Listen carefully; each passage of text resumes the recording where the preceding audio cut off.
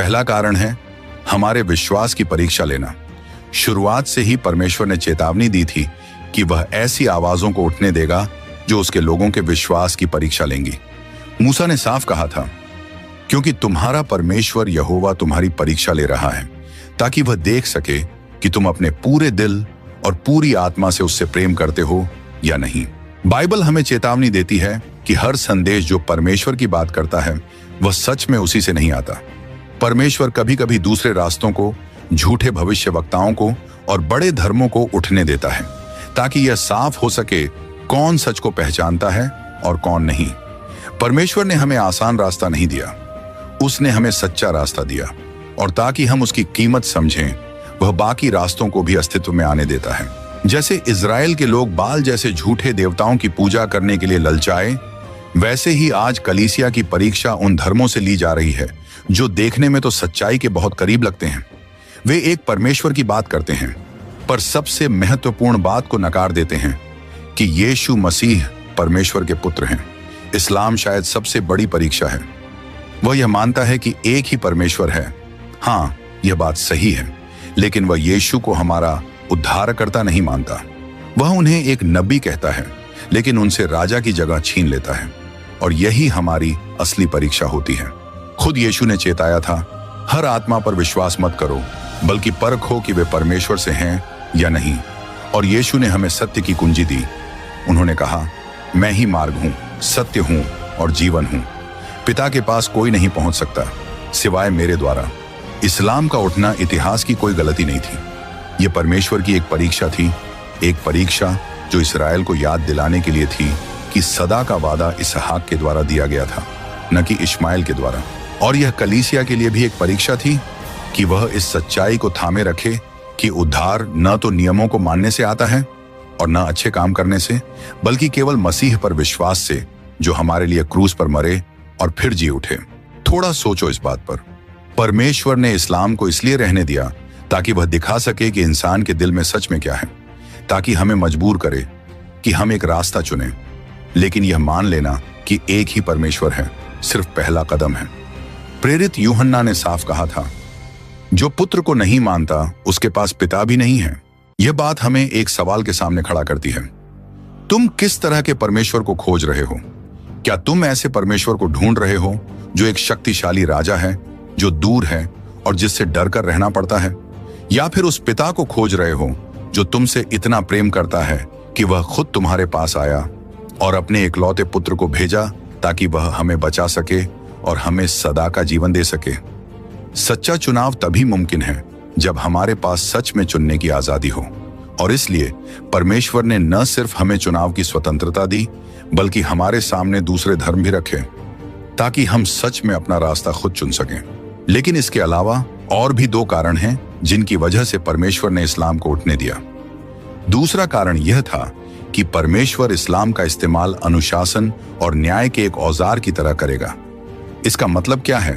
Bible सिखाती है कि परमेश्वर सिर्फ जातियों को आशीष नहीं देता, वह उन्हें इस्तेमाल भी करता है जब उसके लोग उसके रास्ते से भटक जाते हैं। जरा बाबुल के बारे में सोचो। इस्राएल के लोग परमेश्वर से दूर हो गए थे। उन्होंने मूर्तियों के आगे झुकना शुरू कर दिया और उसके वादे को भूल गए। परमेश्वर ने उन्हें कई बार चेतावनी दी, पर उन्होंने सुनने से इनकार कर दिया। तब परमेश्वर ने कदम उठाया। पर कैसे? क्या उसने स्वर्ग से आग बरसाई? नहीं, उसने कुछ ऐसा किया जिसकी किसी ने उम्मीद नहीं की थी। उसने एक विदेशी राजा को उठाया, एक ऐसा राजा जो उस पर विश्वास भी नहीं करता था, एक युद्ध का आदमी। भविष्य वक्ता यिर्मयाह के द्वारा खुद परमेश्वर ने कहा, देखो, मैं नबूकदनेस्सर को बुला रहा हूं जो मेरा दास है, और मैं उसे इस देश के खिलाफ भेजूंगा। नबूकदनेस्सर परमेश्वर के न्याय का औजार था, परमेश्वर के हाथ में एक हथौड़ा जिससे वह अपने लोगों को सुधार रहा था। कोई भी साम्राज्य यूं ही नहीं उठता। यह सब पहले से लिखा है।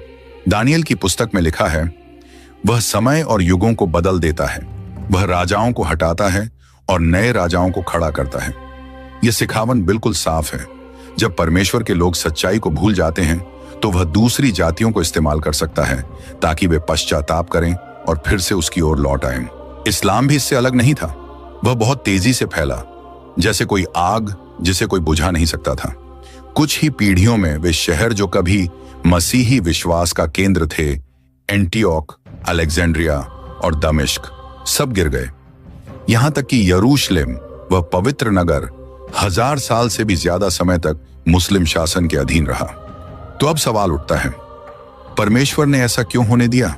जैसे बेबीलोन को परमेश्वर ने इस्तेमाल किया था, वैसे ही इस्लाम भी उसके हाथ में एक हथौड़ा बना, इजराइल को अनुशासन सिखाने के लिए और कलीसिया की परीक्षा लेने के लिए। इजराइल के लोगों के लिए यह एक दर्दनाक याद थी। उन्होंने अपने ही मसीहा को ठुकरा दिया था और अब उनकी भूमि उन लोगों के हाथों में थी जो परमेश्वर के पुत्र को नहीं मानते थे। मूसा की पुरानी भविष्यवाणी पूरी हो रही थी, यहोवा तुझे पृथ्वी के एक छोर से दूसरे छोर तक सब जातियों में तितर बितर करेगा। और कलीसिया के लिए यह एक कठोर चेतावनी थी। कई मसीही लोग आराम तलब हो गए थे, सत्ता की लड़ाइयों में बढ़ गए थे और खाली रस्मों में खो गए थे। उन्होंने सुसमाचार की आग और शक्ति खो दी थी। इस्लाम का उठना एक ठंडी हो चुकी आस्था पर परमेश्वर का न्याय था, मसीह की सच्चाई की ओर लौटने का एक जोरदार बुलावा। पर अब आती है आखिरी कुंजी। बेबीलोन का साम्राज्य गिर गया, बेबीलोन नष्ट हो गया, फारस टूट गया और रोम भी ढह गया, और इस्लाम भी बाकी हर राज्य की तरह जो मनुष्य के हाथों से बना, परमेश्वर की महान योजना का ही हिस्सा है। क्योंकि बाइबल में लिखा है, परमेश्वर राजाओं को उठाता है और राजाओं को गिरा देता है, लेकिन एक राज्य ऐसा है जो कभी खत्म नहीं होगा, हमारे प्रभु यीशु मसीह का राज्य। और अब आता है तीसरा कारण जो सबसे महत्वपूर्ण है, क्योंकि बाइबल सिर्फ पुरानी कहानियां नहीं बताती, वह भविष्य की भविष्यवाणी करने वाला नक्शा है। और उस भविष्य के नक्शे में इस्लाम की एक तय जगह है। परमेश्वर ने इसे एक चिन्ह के रूप में रहने दिया, एक चेतावनी के रूप में कि इस युग का अंत अब करीब आ रहा है। यही तीसरा कारण है। यह आखिरी समय का एक निशान होगा। बाइबल बताती है कि जातियां केवल इतिहास की पात्र नहीं हैं, वे मानव जाति के आखिरी अध्याय का हिस्सा हैं। बाइबल के भविष्यवक्ताओं ने बहुत पहले ही हमें चेताया था। यहेजकेल, दानियेल और प्रकाशित वाक्य की पुस्तक उस समय के बारे में बोलती है जब कई बड़ी जातियां मिलकर इस्राएल और मसीह के खिलाफ खड़ी होंगी, और इस्लाम, जो आज दुनिया के 1.5 अरब से भी ज्यादा लोगों को समेटे हुए हैं, उस भविष्यवाणी की तस्वीर से अलग नहीं किया जा सकता। उत्पत्ति की पुस्तक में पहले ही यह कहा गया था, वह एक कठोर स्वभाव का मनुष्य होगा, उसका हाथ सबके खिलाफ होगा और वह अपने सब भाइयों के सामने रहेगा। यह वचन सिर्फ इश्माएल के बारे में नहीं था, यह तो एक बहुत बड़ी भविष्यवाणी की शुरुआत थी। एक ऐसी भविष्यवाणी जो अंतिम दिनों में पूरी होनी थी। एक भविष्यवाणी इस्लाम के बारे में। आज इस भविष्यवाणी को समझाने की जरूरत भी नहीं है, सिर्फ नक्शे पर नजर डालो। इस्लामी देश सचमुच इस्राएल को एक लोहे के घेरे की तरह चारों ओर से घेरे हुए हैं, बिल्कुल वैसा ही जैसा बाइबल में पहले से लिखा था और जो अब हमारी आंखों के सामने पूरा हो रहा है। भविष्यवक्ता यहेजकेल ने अपनी पुस्तक के अध्याय 38 और 39 में इस बात को और भी साफ तौर पर बताया। उन्होंने उन राष्ट्रों के नाम लिखे जो आखिरी युद्ध में इजराइल पर हमला करेंगे, फारस, कूश, पूत और तोगर्मा।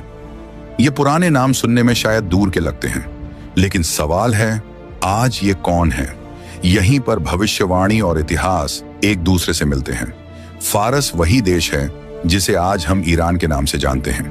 कूश और पूत वे इलाके हैं जो अब सूडान, लीबिया और उत्तर अफ्रीका के दूसरे देशों में आते हैं, और तोगर्मा वह स्थान था जहां आज का तुर्की देश स्थित है।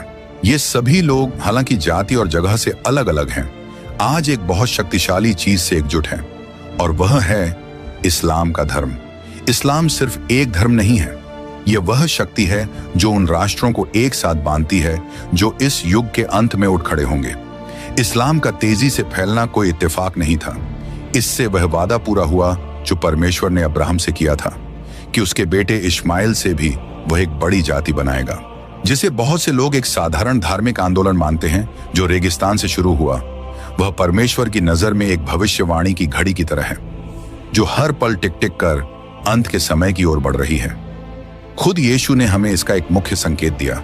उन्होंने कहा, यरूशलेम गैर यहूदियों के पैरों तले रौंदा जाएगा जब तक कि गैर यहूदियों का समय पूरा ना हो जाए। इसका मतलब क्या है? रौंदा जाना का अर्थ है किसी के अधीन होना या किसी के नियंत्रण में आ जाना।